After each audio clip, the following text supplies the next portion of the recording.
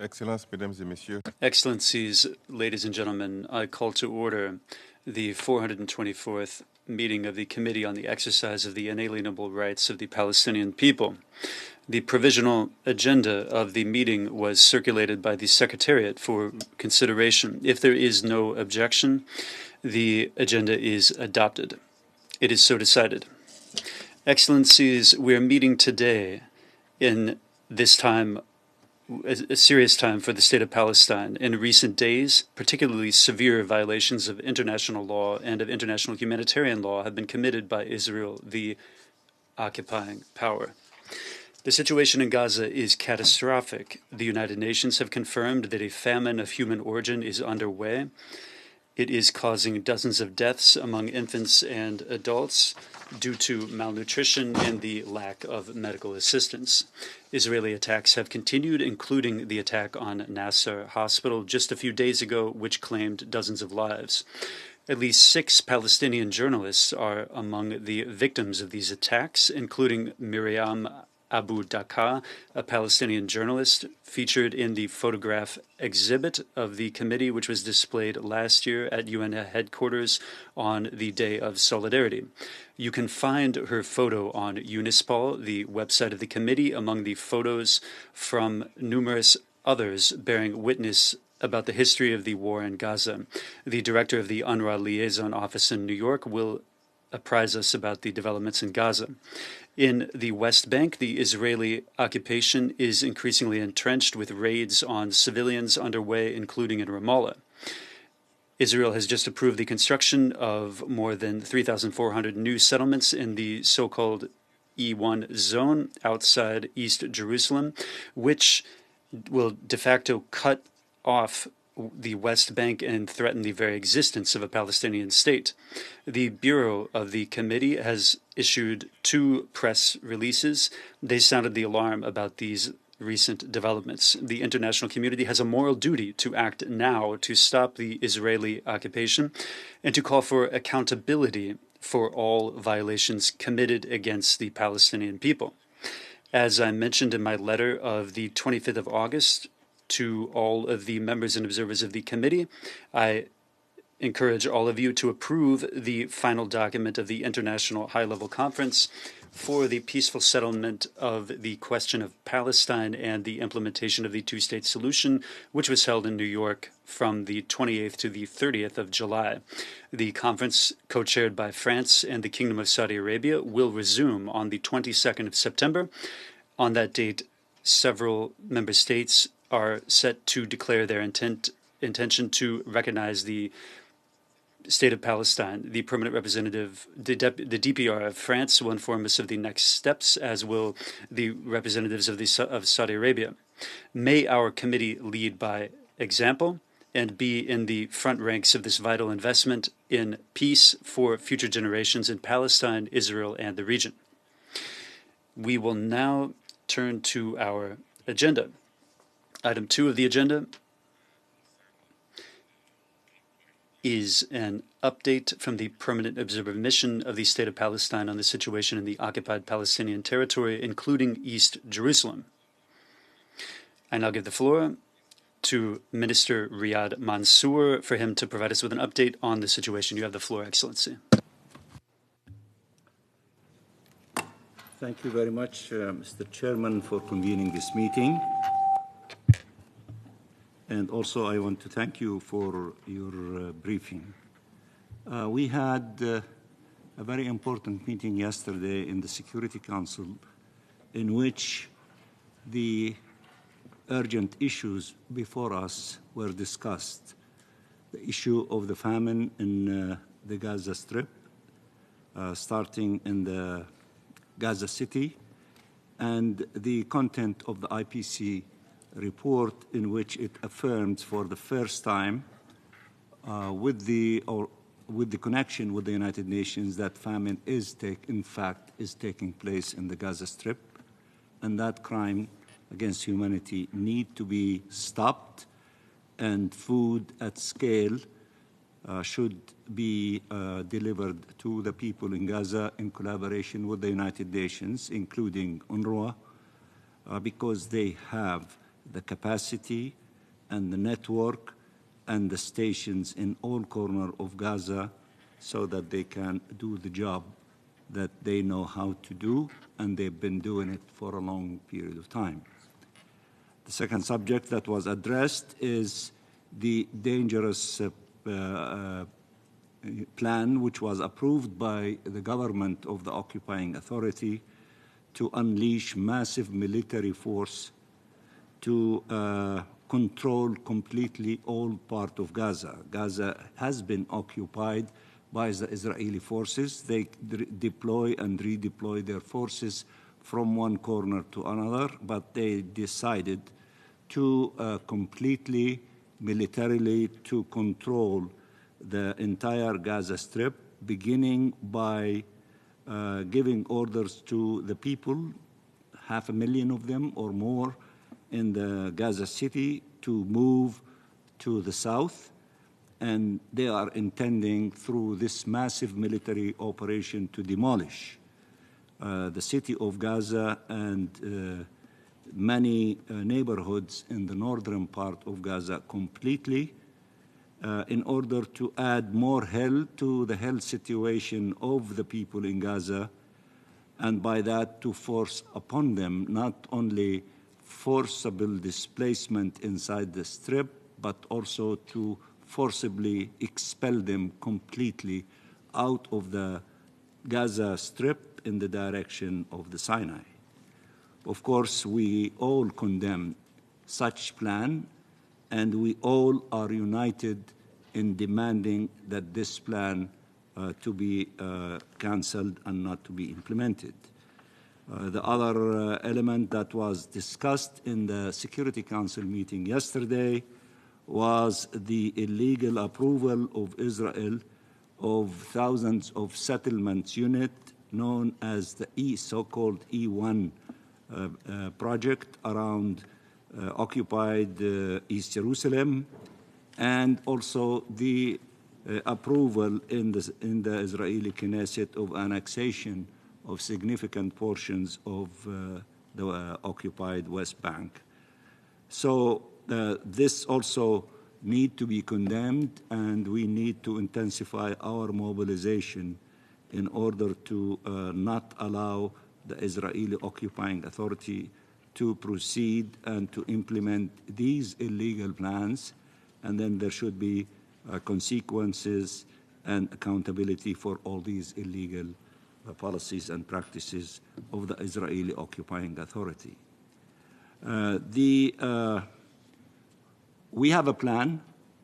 It is the plan of the international community, which reflected itself in the meeting, the conference, the international conference on the two-state solution, which took place the end of July, and adopted a very important outcome document by the 19 leaders of that conference, the two co-chairs, Saudi Arabia and France, and the 17 other countries that constituted the leadership of the 8 round tables covering all aspects of the Palestine question.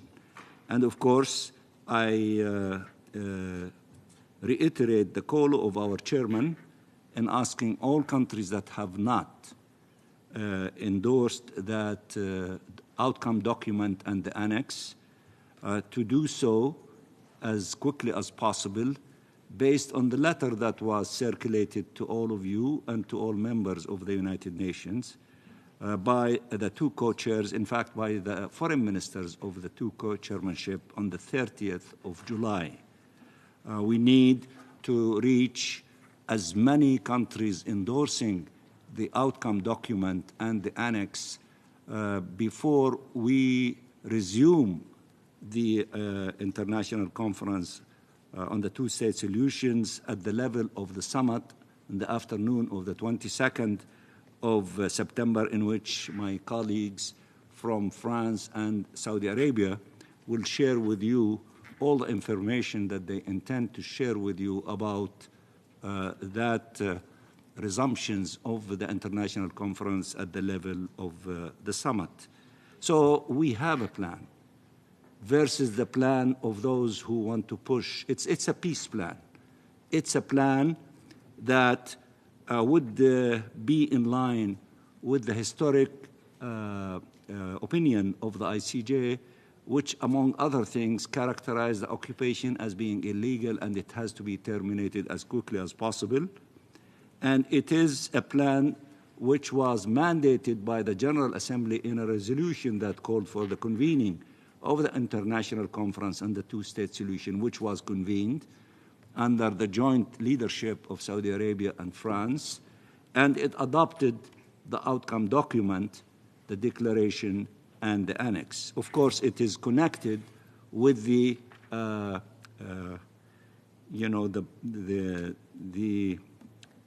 document which was circulated 6 months ago before the beginning of the plan as to what to expect in preparation for that very important conference and the number of meetings that took place here in New York and in other places in preparation for that, the convening of the conference and the adoption of the document and the annexes. What we need an immediate ceasefire, immediate and permanent. The 14 members of the Security Council who delivered a statement yesterday at the stakeout outside the Security Council, it is 14 members of the Security Council in which they demanded from Israel to allow humanitarian assistance without hindrance to enter the Gaza Strip, and to allow the international personnel and humanitarians of the UN and others to be allowed to conduct their work without interruption and in a safe way, and these are obligations for the occupying power to provide.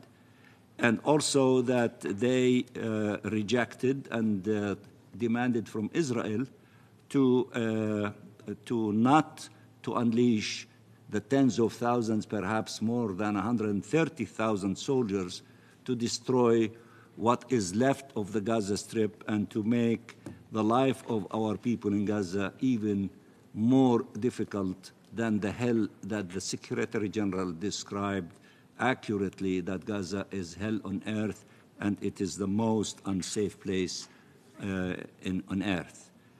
And also that they condemned the settlement expansion plans of the government of Israel. And in essence, they declared a very clear position by the 14th of them. I know that there is a draft resolution that has been introduced and it is under consideration by the members of the Security Council, and there is a continuous consultation for the possibility of adopting it if that is possible, but maybe our friend, the representative of France, he is a permanent member of the Security Council. If he wants to dwell on that subject, by all means, he can share with you the latest, the status of this draft resolution in the Security Council. So we need the ceasefire, permanent. That's what they also, the 14th, called for, and they've been calling for a long period of time, and they voted for among a number of resolutions, including Resolution 2735 that need to be implemented. And we need to have humanitarian assistance to scale, to stop the famine from expanding into other parts of Gaza, and to stop it from continuing to exhibit itself in Gaza City and other parts and could also expand at the same level in Gaza City, in Deir al-Balah and Khan Yunis sometime in the month of September. And what we need also is to defend our people, not to be expelled, not to be forced to leave Gaza City, to leave the north, to go to the south, and to begin the process once we have an immediate and permanent ceasefire, to begin the process of the early recovery and preparing for the winter and providing our people with the needed reasonable dwelling quarters, permanent housing, whether they're caravans or serious tents, so that they cannot be swept away during the winter period of time before we get to the serious reconstruction of the Gaza Strip once we have the ceasefire and convene the international conference in Cairo, Egypt, in order, to deal with the adoption of the plan for the reconstruction of the Gaza Strip. And of course, we need to strengthen the political hope by beginning the process of the implementation of the declaration and the annex of the international conference and the two-state solution. I think the great majority of nations and humanity almost in totality are demanding these things to happen, beginning with an immediate and permanent ceasefire. The only force that is opposing it concretely and trying to continue promoting the option of war is Israel. They should not prevail. We should prevail. We have the plan. We have the support. We are working for peace, and we should not allow those who are working for the continuation of war, death and destruction, killing Palestinian children, and also killing Palestinian women and making the life of our people in all of the occupied territory, including Gaza, the hell that we all know. Peace is good for us. Peace is good for everyone, including the Israelis. Peace would allow also for the release of the hostages and Palestinian prisoners, and would allow for the process to begin of ending this illegal occupation, allowing for the independence of the State of Palestine, with East Jerusalem as its capital, and within 15 months, as we agreed to in the international conference for the two-state solution, to have the two-state solution as a reality on the ground. I will stop here, Mr. Chairman, and if there are comments or questions, I will be more than delighted to respond to it. Thank you. I wish to thank Mr. Mansour for your briefing and for the call which you sounded. And the floor will be open later for comments. I now give the floor to His Excellency, the Permanent Representative of France, for his update, Mr. J. Dharmadhikari. Thank you, Mr. Chairman. Dear colleagues, good afternoon. What I wanted to say was to begin by conveying to you again the message of Ambassador Riyad Mansour. We know that the situation remains desperate, gravely serious, as was underscored by the ambassador during the Security Council meeting. It was concluded that 14 members of the Security Council recognised famine, and it's unfortunate that that recognition within the Security Council was not unanimous. That's unfortunate, but 14 member states of the Security Council did recognise the famine, without, of course, forgetting the situation in the West Bank, as you've just outlined. Of course, very visibly, there is the issue of settlements in the E1 area, and more globally, there are plans to break up the West Bank, which are not new, particularly where Jerusalem is concerned. This is a context, which is dire enough to prompt a vast majority of states, as we saw at the end of July, to conclude that there is a need, through tangible steps, but also through political engagement as part of a process, to say that the Israeli policy must immediately cease, and to say that we absolutely cannot allow and sanction the destruction of the State of Palestine. There's two impacts here.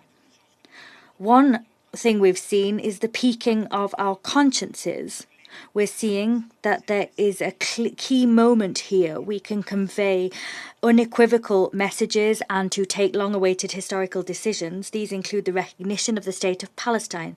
That is expected to be seen from a number of member states.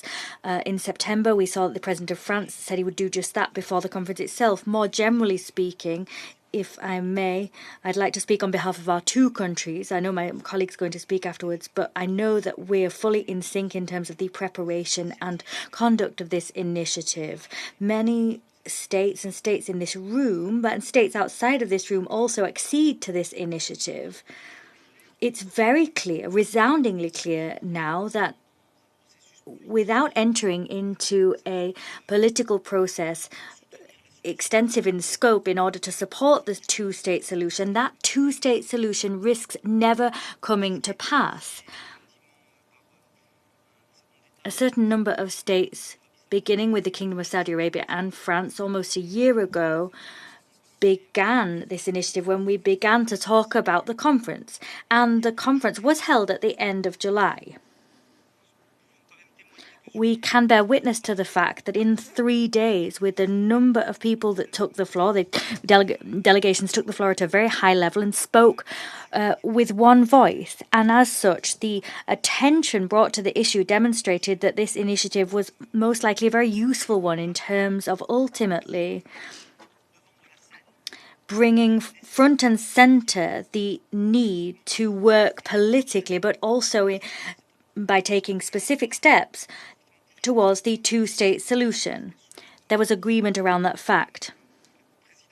The co-chairs, France and Saudi Arabia, drew the following conclusions from the conference. First is our intention to keep this process alive. We saw that our conference had an impact. We've had a direct impact through that initiative of the conference. It was quite specific in scope and its impact was specific. Wherever we are talking about in the world, voices seem more and more in sync in terms of where they want things to go. And in terms of rallying behind the two-state solution, 17 participants across 8 working groups came together. And all of these working groups, in their own way, aim to support the State of Palestine in terms of its sovereignty, its territorial integrity, but also in terms of its capacity to shoulder all the functions of a state. These working groups produced reports that they presented their reports they worked on them in a few months, and they presented their reports to the conference on the 28th of July, and these reports are annexed to the political declaration from the international conference. I won't speak at great length because I know there's many issues to cover. We want to keep the conference open. We want to move towards a high-level phase. On the 22nd of September, we want that phase to begin. The heads of state, we hope, will be present. It will take place between 3 and 6 p.m. on the 22nd of September. That's what we want to do. This is the time slot that we found that best suits most people in terms of the opening of the General Assembly and everything going on around that. The Secretary General is set to come early on in that meeting, and we expect the participation also of the PGA of the 80th General Assembly session in that time slot there. The conference, the high-level conference, took place. We're not looking to recreate the conference. I think messages were conveyed at the end of July. Messages were conveyed. They were hammered home. Ambassador Mansour, I think, talked about this, but I'll come back to it when I talk about the political declaration. This political declaration at the end of July was shouldered by the presidents of the working groups and the 2 co-chairs of the conference. Now more and more people have acceded to and endorsed that political declaration, and we hope that that endorsement will grow. We've asked it to be very quickly translated into the 6 official languages. I think now it's now available in the 6 official languages of the United Nations, and that political declaration conveys very lucid messages, both in terms of Israel and Palestine. The messages contained are balanced. They state things very clearly where all the different issues are concerned. Sometimes certain sensitive issues for some states are covered. UNRWA, for example, regarding what we can expect on the political track, the humanitarian track, where the return of displaced people is concerned, and also in terms of the future of the State of Palestine. The real matter of substance is the future of the State of Palestine. So all of these delicate issues are covered in a balanced, clear way. The goal is to have a more concise meeting on the 22nd of September and take stock of the number of states that will be in a position to support the New York call at the highest possible level. We hope the PGA, the Secretary General, will be in attendance, and we hope we'll have the representative of Palestine there, and we hope that the working group chairs will be in attendance as well as the co-chairs. We won't have a lot of time, and this will be all around the same time as the General Assembly, and that means we'll have to look at who takes the time, who takes the floor when. We won't be able to give the floor to everyone at the same length as before, but we all need to be in attendance to really rally behind this political declaration. We're working with the chef de cabinet of the Secretary General and the Mission of Palestine to look at what's the proper format for this 22nd of September meeting, to look at the proper modalities. What's very important is that between now and then, at the earliest point possible, we can all really call for the largest possible expression of support behind that political declaration.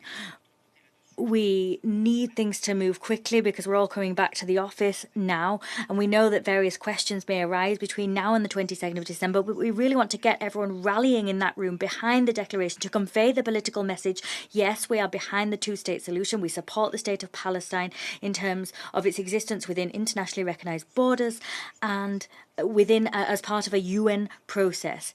That's what we have the Secretary General's support for, and we need to have these high-level speakers there in attendance behind this declaration. I'll stop there. I'm open to questions. Thank you. I thank you, Mr. Ambassador, for your briefing and the information provided. I now wish to give the floor to the representative of Saudi Arabia for your statement. Thank you, Chair. So the distinguished representatives from both France and the State of Palestine have been very succinct and very clear when it comes to what we want the conference to be, what the outcomes are, what our aims are in the weeks leading up to the 22nd. I have not much more to add to what has already been said, but what I can say is that we cannot underscore the cruciality of rallying countries to support and endorse the outcome document and its annex. It is vital that it takes place, and we hope that many more countries do so in the coming days before September 5th.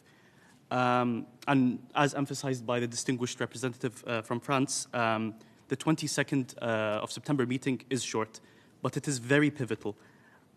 We hope that it takes place on a very high level.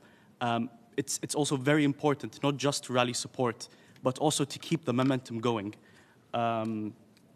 Yes, that's all I have to say. I have no more to add, and the distinguished representative from France will take the lead during this meeting. Thank you. I thank you for that supplementary information. Excellencies, now I wish to open the floor to anyone that may have questions or who may wish to touch on the three statements that we've just heard. I give the floor to anyone that wishes to make use of it.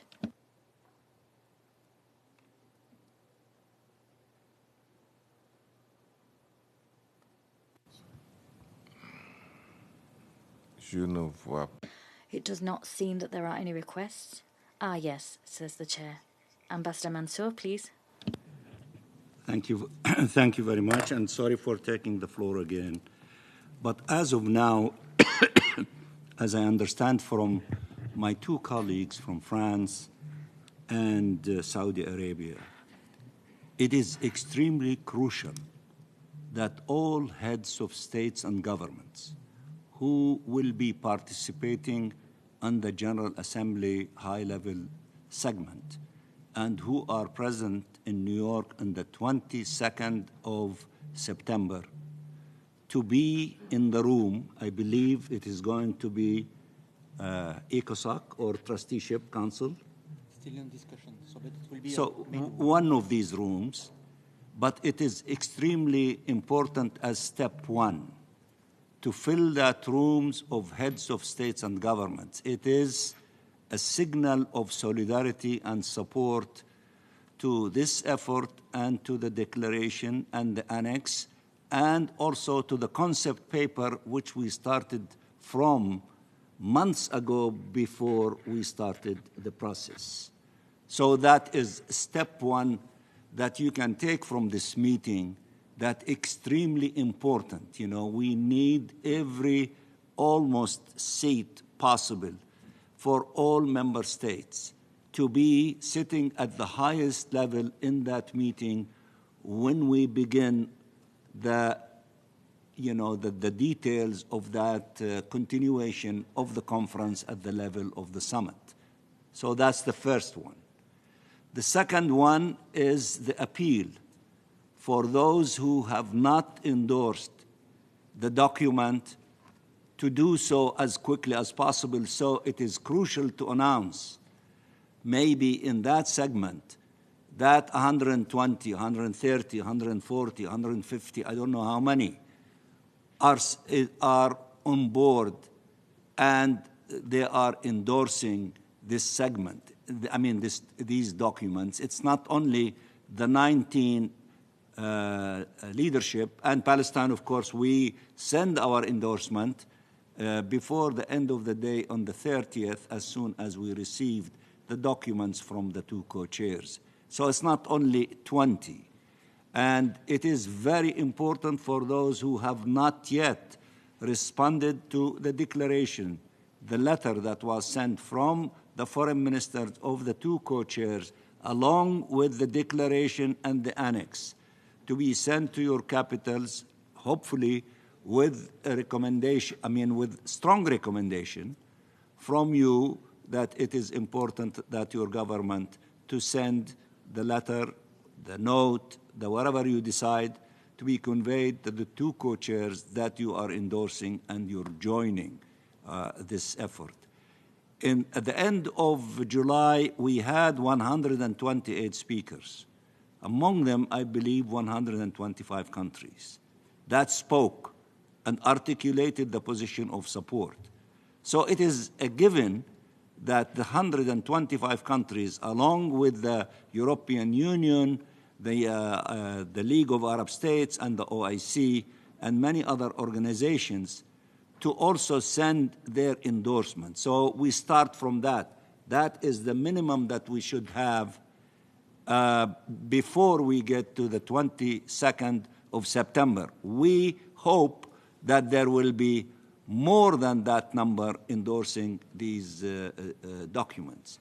Of course, you know, those who are here and all the other contacts that we have, and I believe that the two co-chairs might be approaching other groups and meeting with them to convey to them the messages that they will convey, so that we can, when we reach that moment, that most of the job is done.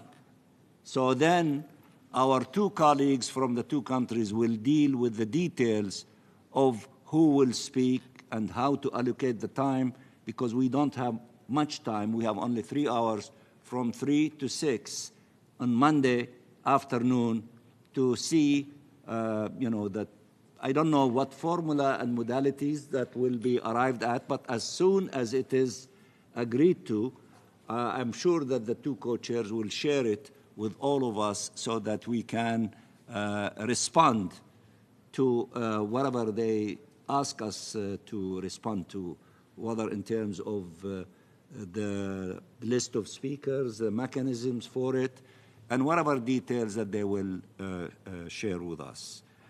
I think that these, hopefully, I'm just trying, to add, and as my friend from France asked me, to maybe reflect on some of these things, I am adding to making it as clear as possible so that you can share with your capitals. It is wonderful that we have now the documents translated into the 6 languages for those who need to send to their capitals in the language that they prefer. It is available, in the documentation of the United Nations. That is extremely helpful. And of course, we all will help, and I'm sure that the Secretary General will be in that conference and will share with the heads of states and governments his support, and maybe also that the President of the General Assembly.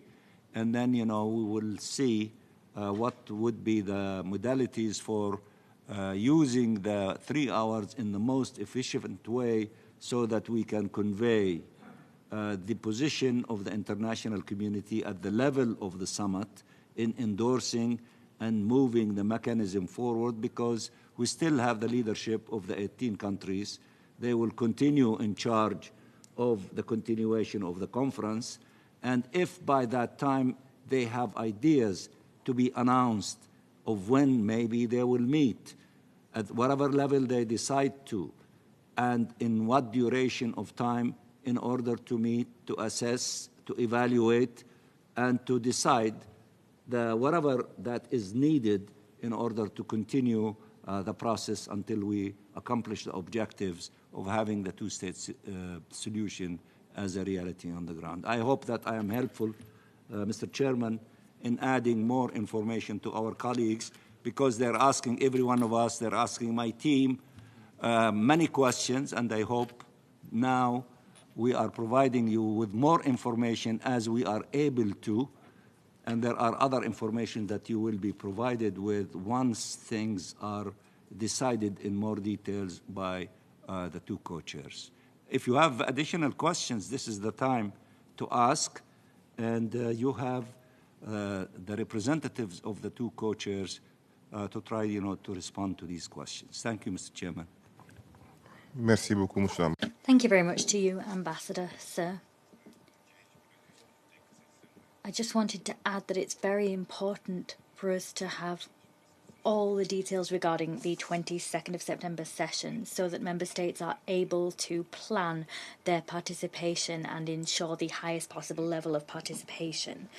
They need to be able to plan for that. I give the floor to the Ambassador Jay.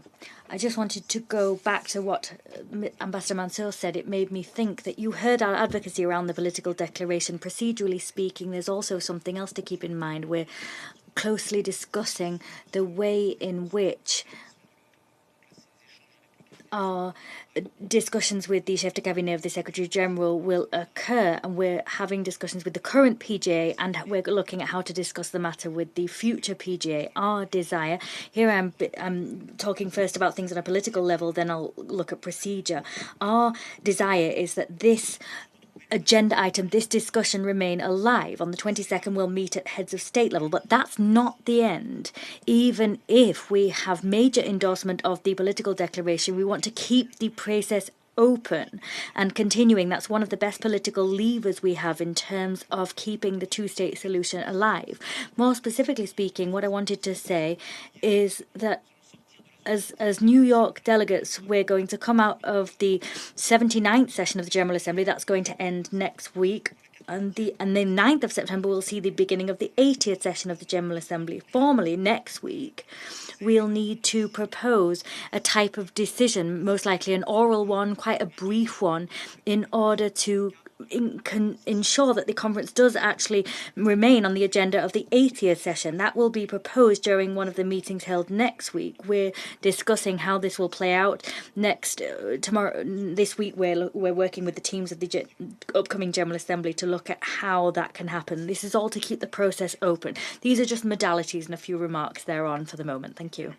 I thank you, Sir, Excellencies, so ladies and gentlemen, we're going to now close this agenda item. I thank the permanent representative of France and that of Saudi Arabia for your statements. Thank you very much. Excellencies, we're now going to move to agenda item 4, the briefing by the Director ad interim of the UNRWA Liaison Office in New York. Thank you, Chair. The Deputy Permanent Representative of France, Ambassador, good afternoon. Excellency Representative of the Kingdom of Saudi Arabia, Your Excellency Riyad Mansour, allow me at the outset to extend to you the salutations of the Director General or the Commissioner General of UNRWA, Mr. Philippe Lazzarini, and his gratitude for the important work you are doing in this committee to keep the promises made by the United Nations to the Palestinian people alive. Excellencies, ladies and gentlemen, my predecessor addressed this committee last February, noting in her address that the rights of the Palestinian people in the OPT had never been so jeopardized and violated. And the very agency which was established by the General Assembly was also in great danger. Today, I come to you with the same message, but in a situation where the most fundamental right of Palestinians in the OPT, the right to life, is under threat.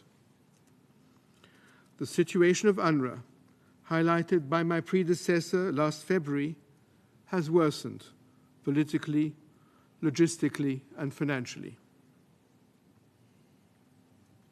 Last week, on World Humanitarian Day, UNRWA Commissioner General paid tribute to our frontline colleagues, saying, and I quote, "Since the war began, UNRWA staff have paid a heavy price. Over 360 personnel have been killed, several in the line of duty. Hundreds have been injured. Nearly 50 personnel have been arrested or detained, and some were tortured before their release. Our staff are not giving up, despite the hell they experience daily," end quote.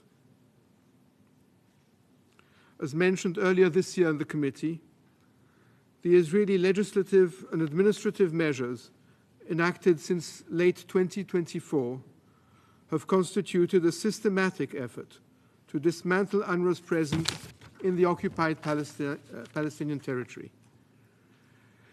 These have included the banning of UNRWA in East Jerusalem, the imposition of a no-contact policy, the exclusion of international staff, and obstruction of aid delivery, violating United Nations privileges and immunities and Israel's obligations under international law. These actions have obstructed UNRWA's ability to deliver life-saving assistance and stripped the agency of the legal protections required to operate in the OPT.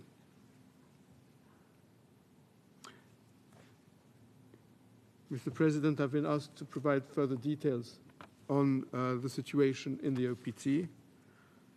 In Gaza, as of the 19th of August, there were 900 incidents impacting UNRWA premises and the people inside them. 311, or nearly all, UNRWA installations have been impacted by armed conflict-related incidents since the beginning of the war, with some installations impacted multiple times. UNRWA estimates that in total, at least 845 persons sheltering in UNRWA installations have been reported killed, and at least 2,554 injured since the start of the war. At least 189 UNRWA installations, over half of all UNRWA installations in the Gaza Strip, are located within the Israeli militarized zone under displacement orders or where these overlap. And according to the latest reports from our education cluster, almost every school in the Gaza Strip has sustained some form of damage. 1/3 of the affected schools are operated by UNRWA, underscoring the severe impact on UN-managed education facilities and the broader vulnerability of the humanitarian infrastructure. UNRWA has not been allowed to bring any humanitarian aid into the Gaza Strip, including food, medicine, and medical supplies for nearly 6 months now, since the 2nd of March. occupied West Bank, including in East Jerusalem, 6 schools in East Jerusalem were closed by Israeli authorities in May 2025, gravely undermining the right to education and leaving 800 children with a lack of viable educational alternatives.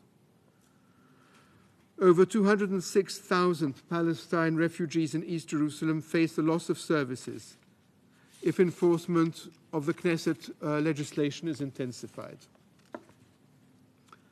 UNRWA was also compelled to evacuate its compound in Sheikh Jarrah after decades of use.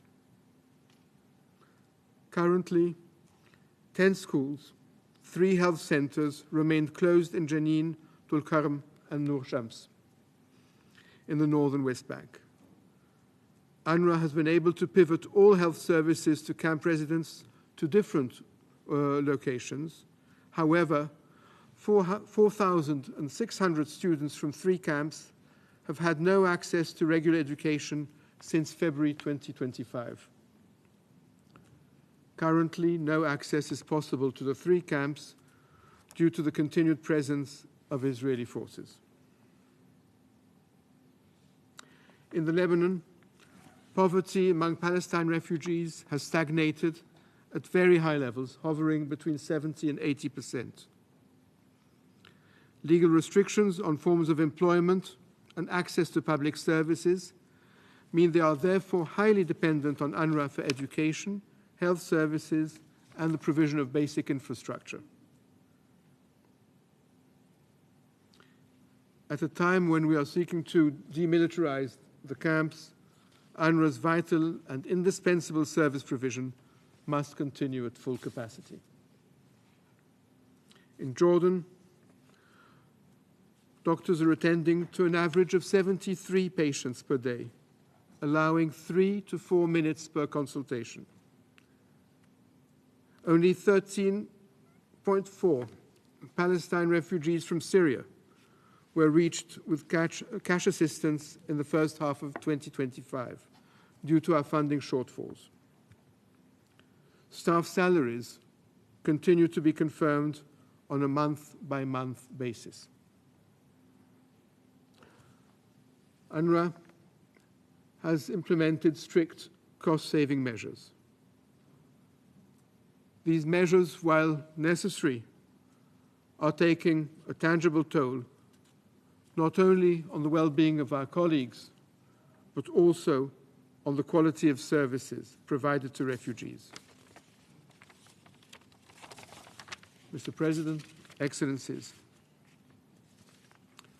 at this stage of the financial year, we know that UNRWA will be able to maintain operations until the end of September 2025, provided all donors disburse their contributions on time and in full. Our income forecasts show that UNRWA will be able to cover only 6 days of operations in October and November. The financial outlook for the first quarter of 2026 is bleak, with very limited income projected. As of last month, only 4.3% of required funding had been received for emergency appeal in the OPT, 7.4% for Lebanon, Syria, and Jordan. Forgive me if I highlight the financial crisis in this committee, but it is of a magnitude we have not seen yet. The ability for the agency to continue into 2026, even if we maintain our operations this year, is at serious risk. Mr. President, Excellencies, efforts to defund, delegitimize, or dismantle UNRWA are an erosion of refugee rights and a direct threat to peace and stability in the region. What we are witnessing is a reflection of the violence and violations inflicted on Palestinians. In such times, I wish to bring to you the words of an UNRWA colleague in Gaza a few days ago. I quote, "I was injured in the war. Nevertheless, I continue to work with determination. I believe that my mission is not limited to providing services, but rather instilling hope and dignity in the hearts of exhausted people," end quote. Excellencies, distinguished delegates, UNRWA holds profound political resonance as the last institutional embodiment of the international community's commitment to the rights of Palestinian refugees in the absence of a political solution. UNRWA has played an indispensable role in promoting regional stability, the protection of refugee rights, and sustaining community resilience. Until such a political resolution is achieved, UNRWA's unique role as the custodian of Palestine refugee rights and legal identity must be sustained and enhanced at a time when these are under attack.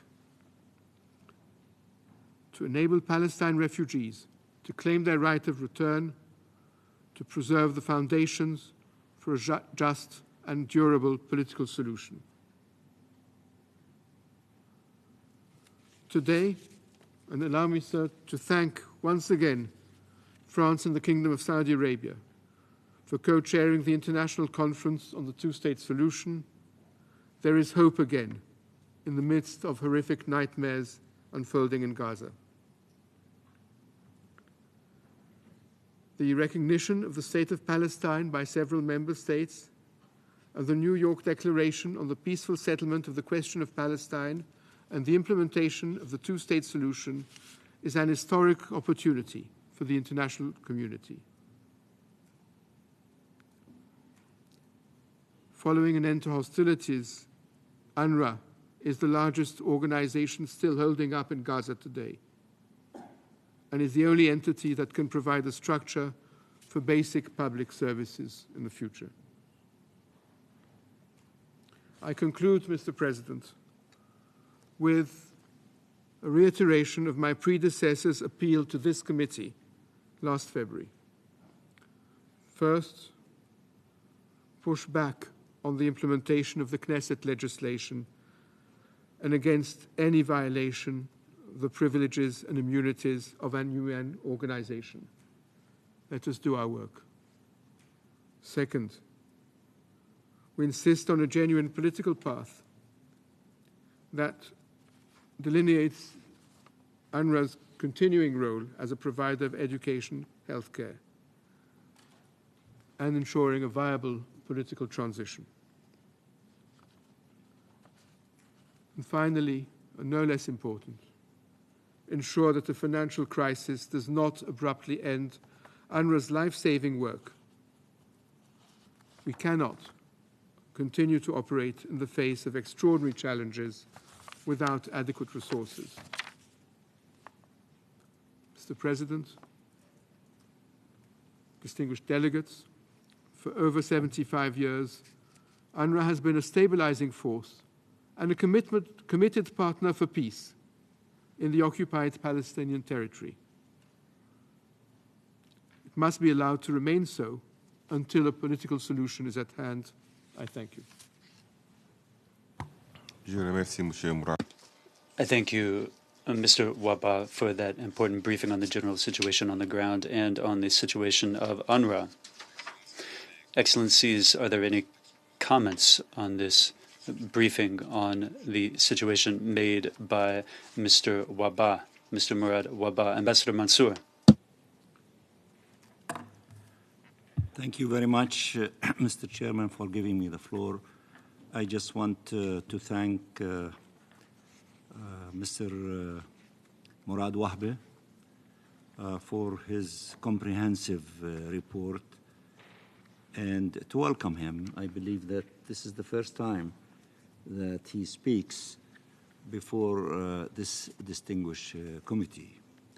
And I'm sure that the committee will call on him as frequently as possible in order to be updated about the situation of UNRWA and the tasks that we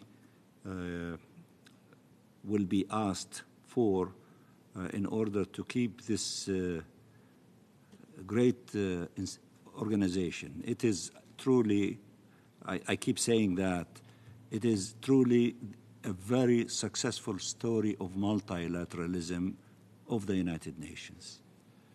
For millions of us Palestinians and Palestine refugees, we know what UNRWA has done for our lives, for our education, for our preservation, for our survival, and for our health, and all the great things that UNRWA does.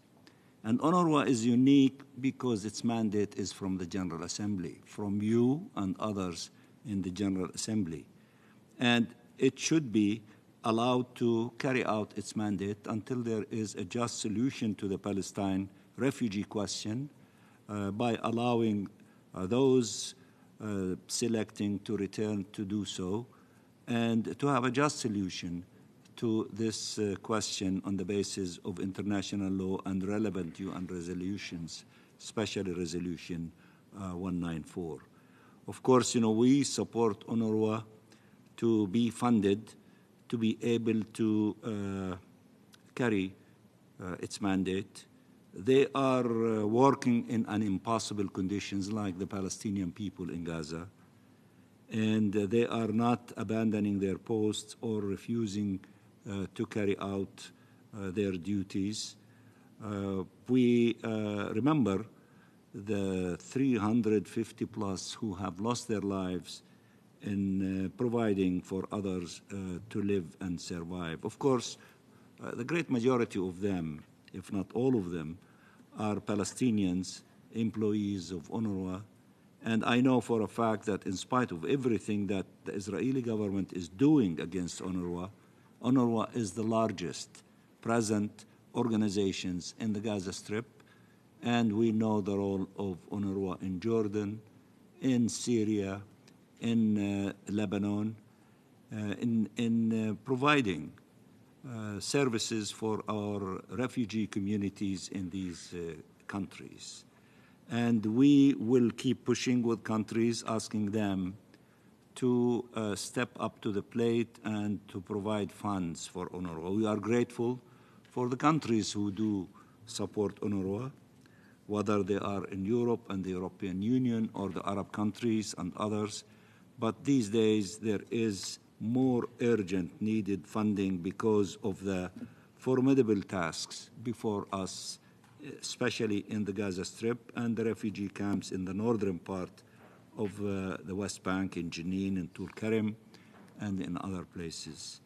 With regard to pushing back, I just want to assure you, Mr. Wahba, that we are very active participants, along with Norway, the Arab countries, and many others, in the case before the ICJ, in seeking an advisory opinion for denying rights and privileges for those who provide humanitarian assistance to the Palestinian people, including Norwegian diplomats working in the occupied West Bank, and also UNRWA. And it happened that yesterday, part of our team here and in The Hague completed, a long written submission that the ICJ requested in terms of the further details of the situation in the Gaza Strip in order to help the judges in the ICJ to render their advisory opinion, which was supposed to be in July, but now because of the complexity of the situation in the Gaza Strip, they asked for additional information, and we compiled what we have, and we sent it to them yesterday, as at least our part, in order to help the judges to render their opinion maybe in September or in October, and based on that, this is our part of our contribution of pushing back as you requested.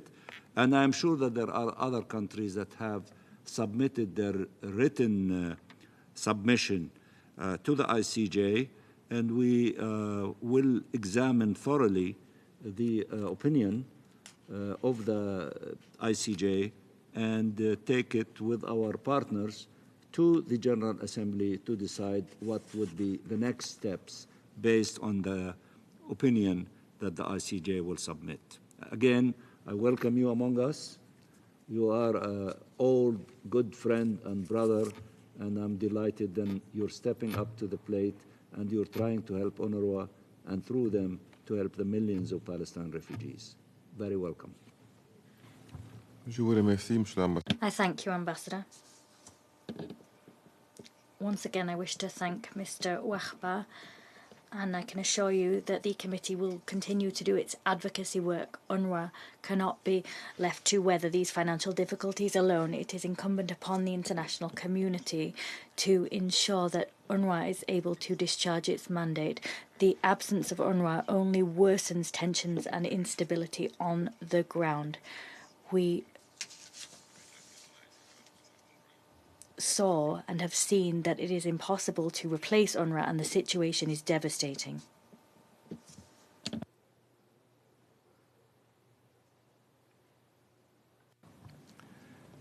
Distinguished colleagues, we are now going to move to agenda item 5. I wish to invite our colleagues, namely Ambassador Icasio, to join the podium. Ambassador Jaime Hermida Castillo.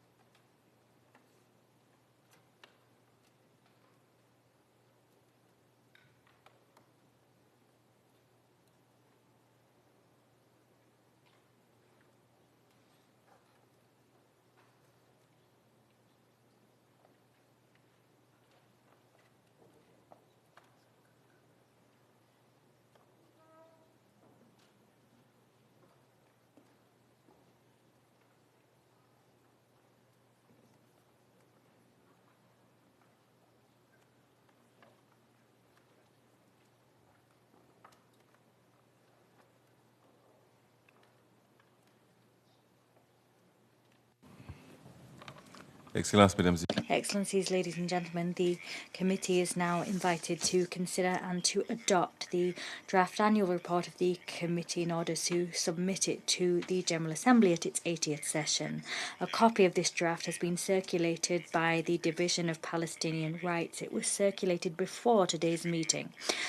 I now have the pleasure of giving the floor to His Excellency Ambassador Jaime Hermida Castillo, Permanent Representative of Nicaragua and Vice Chair of the committee. He is here in place of the committee's rapporteur. He will present the annual report of the committee that will be submitted to the General Assembly at its 80th session. Excellency, you have the floor.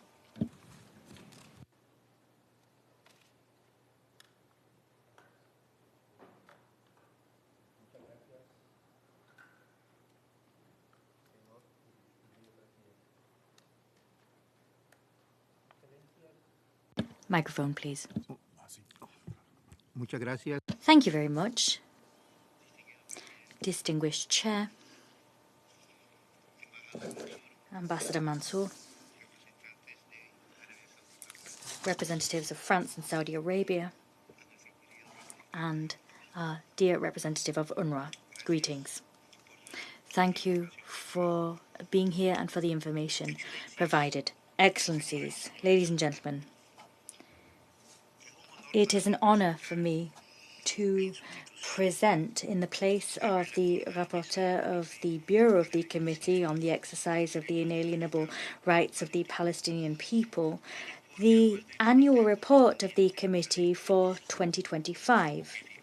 It has been issued as document A/80/35.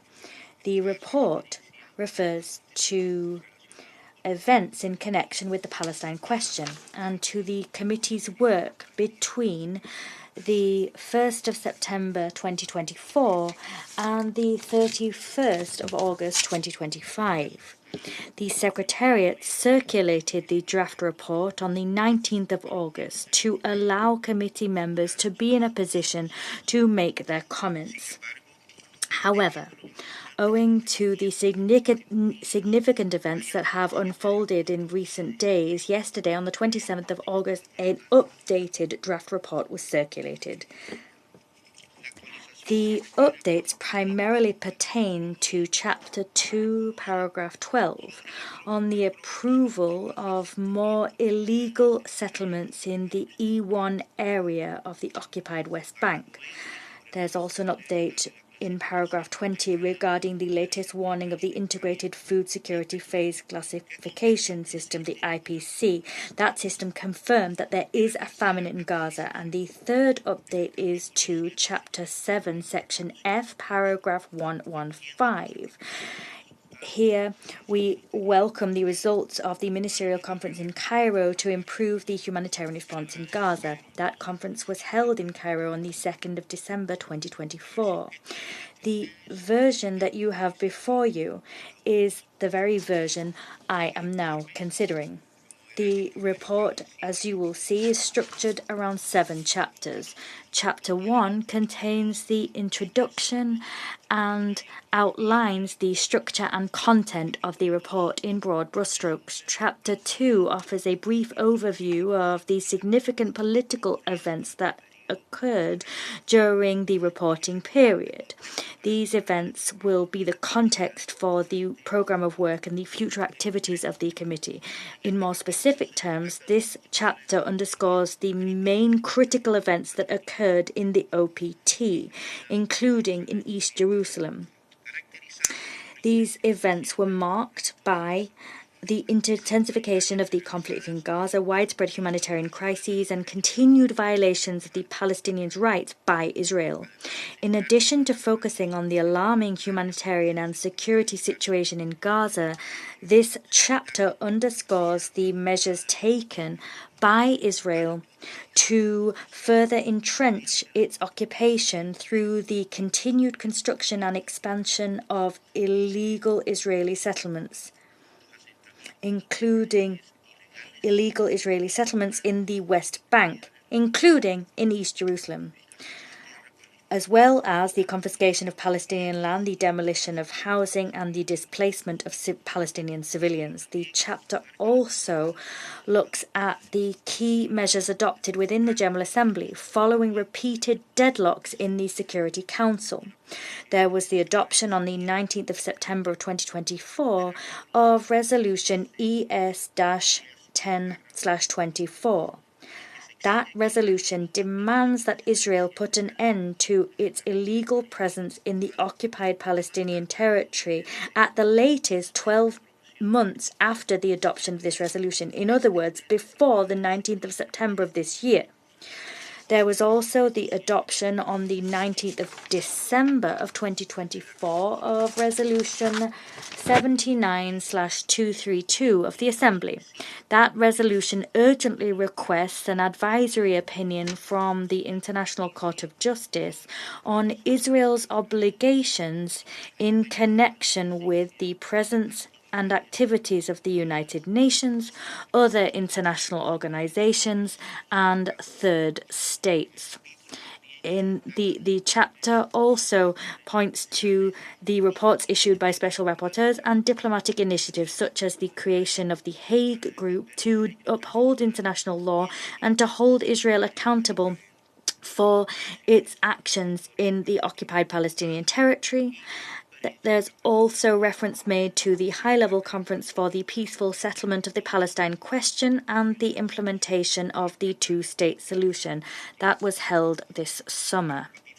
In chapters 3 and 4, we have a broad description of the mandate entrusted to the committee by the General Assembly and the organisation of the committee's work during the year. We also have a description of the committee's membership and its bureau. Moving now to Chapter 5, Details are given regarding the committee's work and the activities undertaken on behalf of the committee by the Division of Palestinian Rights. This work was focused on 4 key aspects of the committee's mandate. 1, mobilization of the diplomatic community. 2, awareness raising and outreach work. 3, cooperation with intergovernmental organizations, non-governmental organizations, and UN system entities. And 4, capacity building. This chapter also points to significant progress made during the reporting period. The reporting period was characterized by the active participation of and outreach work by the committee's bureau to support the inalienable rights of the Palestinian people. Key achievements include the holding of 9 bureau meetings, 5 committee meetings, and the issuance of 4 Security Council statements on the situation in the OPT, including East Jerusalem. The committee organized 8 conferences and events. It also did this with civil society organizations, and the committee undertook 3 delegation visits to conduct outreach activities with member states and other regional organizations. In addition, the committee's bureau issued 6 press statements, and on its website and on its social media channels, the committee continued to provide information regarding the situation in the occupied Palestinian territory, including East Jerusalem. These messages were seen by an increasingly large international audience. Moreover, the committee conducted 2 capacity-building activities for Palestinian civil servants. These activities allowed the committee to reaffirm its commitment to supporting Palestinian governance. Chapter 6 discusses the activities within the special program of DGC on the Palestinian question. Lastly, Chapter 7 contains the recommendations of the committees to be submitted to stakeholders with the appropriate remit. These recommendations include the following. 1. The committee condemns in the strongest terms Israel's military campaign in Gaza, which has prompted mass displacement, starvation, and the spread of illnesses. The committee also condemns the decision adopted on the 8th of August 2025 by the Israeli cabinet to assume control of the Gaza Strip security, beginning with the city of Gaza, and the decision taken to establish an alternative civic administration. The committee appeals for the repeal of this decision and calls for an immediate, unconditional and permanent ceasefire, as well as unfettered humanitarian access, stringent respect for international humanitarian law to protect civilians, the release of hostages and prisoners, and an independent inquiry into all human rights violations and into all war crimes committed.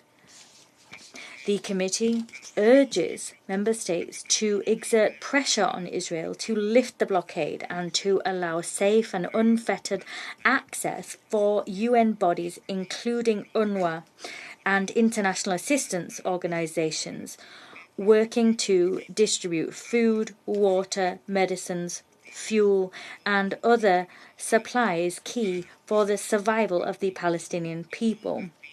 Pressure must be brought to bear so that Israel puts an end to any measures which hinder the provision of assistance to the Palestinian people. In this connection, the committee also urges the international community in this chapter to protect the Palestinian civilian population by, inter alia, providing appropriate refuge for displaced persons and by meeting the crucial humanitarian and hygiene needs of these people. The committee demands that action be taken in response to the war crimes and the crimes against humanity committed by Israel in Gaza.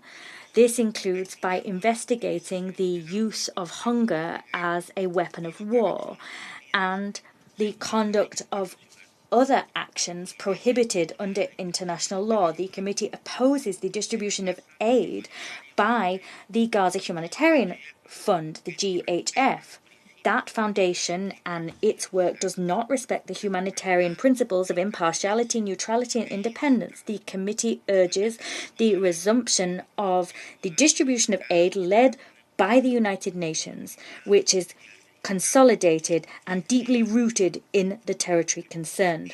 The committee demands that the Israeli forces and the armed settlers put an immediate end to the excessive use of lethal force against Palestinian civilians, including children. That the use of such force has risen to alarming levels in 2025. The committee also urges the civil servants of the Israeli government to put an end to their provocations, their rhetoric and their incitement in the occupied Palestinian territory, including East Jerusalem. The committee urges all member states and regional organizations to adopt a politically active role to put an end to the Israeli occupation and to achieve a just and lasting solution to the question of Palestine. The committee in this chapter also conveys its gratitude to the United Nations Division for Palestinian Rights.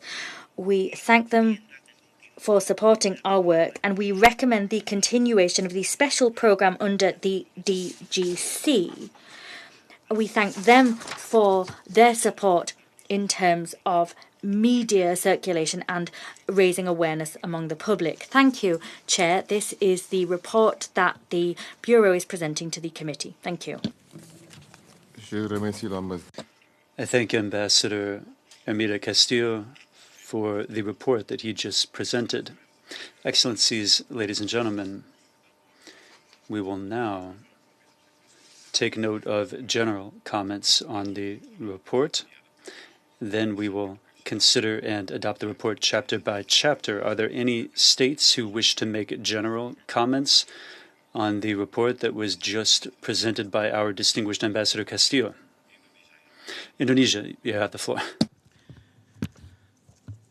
Thank you, Mr. Chair, for convening this meeting, and I also wish to thank the rapporteur for presenting the draft annual report as updated, and the division for their continued support to the work of the committee. I would also like to thank Minister Mansour of the updates, as well as to France, Saudi Arabia, and UNRWA for their important briefings. Words cannot describe how appalled we are with the ongoing onslaught by Israel to the Palestinian people, including the extension of illegal settlement, the man-made famine, and continued illegal military actions in Gaza. And amidst the current situation, the task of this committee is even bigger in striving for a just solution to the Palestinian cause, including, among others, for ensuring the implementation of the relevant GA resolutions, including ES 10/24, and mobilizing diplomatic support for the two-state solution. As one of the co-chairs of the working group in the high-level conference on the two-state solution, Indonesia is honored to continue our efforts in doing so. And in this regard, we would like to join the State of Palestine, France, and Saudi Arabia to call for all members of this committee to endorse the New York Declaration and urges all member states to be represented at the highest level at the summit conference in September. We also welcome the commitment of the broader UN member states who will recognize the State of Palestine this coming September. Also, moreover, Mr. Chair, the situation in the OPT requires all countries to ensure the delivery of humanitarian assistance, and in this regard, greater support to UNRWA is truly indispensable. It is our collective duty to mobilize support for UNRWA, which commensurate with its mandate and challenges, including efforts to ensure its freedom of operation and strengthening its financial support. In closing, Mr. Chair, Indonesia reaffirms our commitment to the committee in advancing international support to Palestine with a view to secure the inalienable rights of the Palestinian people to self-determination, national independence, and sovereignty. And in this regard, Indonesia is therefore pleased to express our support to the draft report of the committee. Thank you. Thank you very much, Indonesia. Y a-t-il d'autres demandes de prise de parole? Are there any other requests for the floor? No. If there are none, we are going to consider the report chapter by chapter. La division prendra note des commentaires. The division will take note of any possible comments. We'll begin with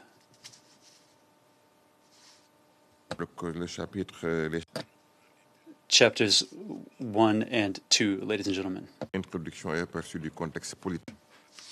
Introduction and overview of the political context relating to the question of Palestine. Any comments on chapters 1 and 2? I see none. I take it that the committee has approved chapters 1 and 2. Are there any observations on chapters 3, 4, and 5 on the mandate of the committee, the organization of the work and the actions taken by the committee and the action taken by the DGC? I see none. I take it that chapters 4, 5, and 6 are approved of by the committee. It is so decided. Are there any comments on chapter 6? If there are none, it is so decided. It is adopted. Are there any comments on chapter 7? Conclusions and recommendations of the committee? I see none. So I take it that the committee has decided to approve Chapter 7. We have thus concluded the consideration of the draft annual report. May I consider that the committee wishes to adopt the draft annual report of the committee as presented today to the committee for submission to the General Assembly? It is so decided. Excellencies, ladies and gentlemen, I would like to take this opportunity to ask all of our colleagues to continue to their efforts and to continue to fully cooperate with and support the committee in the discharge of its mandate. In accordance with established practice, the adopted report will be conveyed to the Secretary General to be submitted to the General Assembly. It will then be presented to the 80th session of the General Assembly. We will now turn to our last item on the agenda, which is on recent activities. On the 15th of May, the committee commemorated the 77th anniversary of the Nakba, followed by a screening of short films, an anthology film called From Ground Zero. Next, the committee undertook the first consultations with the civil society organizations in 2025.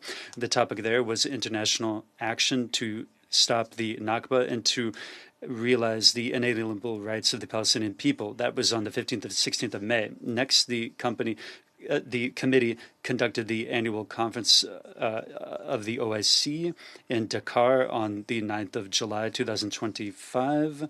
There was a declaration submitted in the quarterly Security Council debate on the Middle East, including the Palestinian question. That was on the 23rd of July. Next was the annual meeting of the Bureau with the Secretary General, which was held 2 days ago on the 26th of August. During that meeting with the Secretary General, we stressed the urgency of ensuring a political horizon to settle the Palestine question. I will also present a list of the activities of the committee which are to come. You are all invited to participate in them, if possible, as you are able to do so. Naturally, there will be the second consultations, 2025 consultations of the committee with civil society, which will be held in principle in Latin America, most likely in Santiago, Chile, and there will be a meeting in Brasilia as well.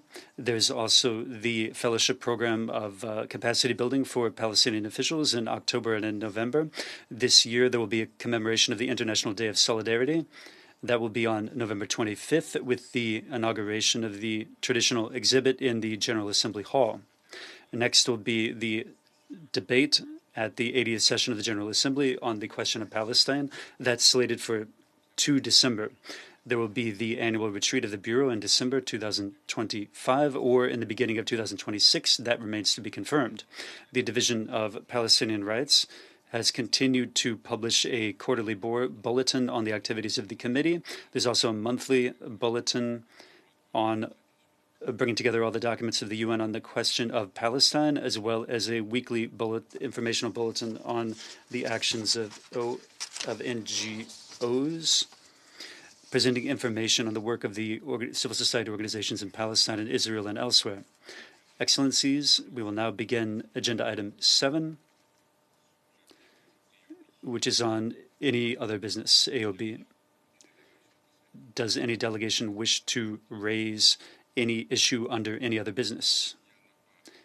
If there are none, we have concluded the agenda of this meeting. Excellencies, ladies and gentlemen, I would like to thank you for your participation. The meeting is adjourned.